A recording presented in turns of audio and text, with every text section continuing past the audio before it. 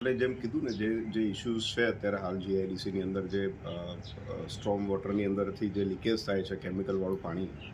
So basically association બી એનાથી aware છે. અમે લોકોએ ઘણી બધી જગ્યાએ એનું રજૂઆત બી કરેલી છે અને એનું કારણ એવું છે કે જે તે સમયે જે પાઇપલાઇન નંખાઈ એ બહુ ડીપમાં નાખેલી છે અને અનબેલેન્સ થવાના કારણે એ ત્યાં આગળ લીકેજ થઈ જાય છે અને લીકેજ થવાના કારણે આ પ્રોબ્લેમ આવે છે.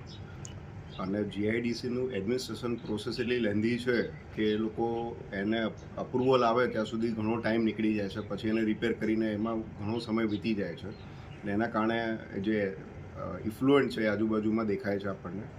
અને સાયખામાં ઇન્ફ્રાસ્ટ્રક્ચર રિલેટેડ ઇસ્યુઝ ઘણા છે અને અમે લોકો 2019થી જીઆઈડીસી સાથે અને સરકાર સાથે આની રજૂઆતો કરીએ છીએ. ઇવન અમે લોકો હાઈકોર્ટમાં બી કેસ કરેલો છે કે જેથી કરીને થોડું સ્પીડઅપ થાય અને જે તે ડિસિઝન જલ્દી લેવાય, કારણ કે અધિકારી બધા સપોર્ટ કરે છે પણ એડમિનિસ્ટ્રેશન પ્રોસેસ જે લેન્ધી છે એના કારણે થઈને આ બધો ટાઈમ વધારે લાગી રહ્યો છે.